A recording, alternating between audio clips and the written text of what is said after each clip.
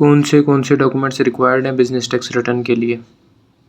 एक तो आपको बैंक स्टेटमेंट रिक्वायर्ड है। बैंक स्टेटमेंट वो सारी बैंक स्टेटमेंट जो बैंक्स आपके जो अकाउंट आपके नाम पे हैं, अगर कोई बिज़नेस अकाउंट है उसकी भी बैंक स्टेटमेंट, अगर कोई आपका पर्सनल अकाउंट है उसकी भी बैंक स्टेटमेंट।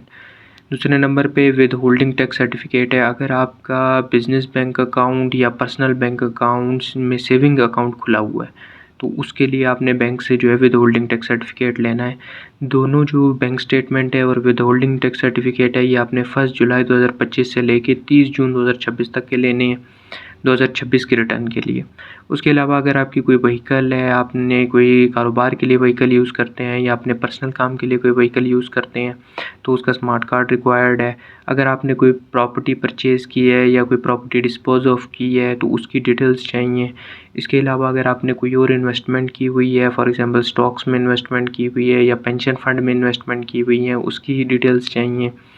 छठे नंबर पे अगर आपने आप पे कोई इलेक्ट्रिसिटी का बिल है, पीटीसीएल का कोई बिल है, इंटरनेट का कोई बिल आप पे करते हैं या कोई और बिल है तो उसके रेफरेंस नंबर रिक्वायर्ड होंगे। बाकी मज़ीद इन्फॉर्मेशन के लिए हमारा पेज फॉलो करें और अगर आपका कोई सवाल है तो नीचे दिए गए नंबर पर रब्ता करें।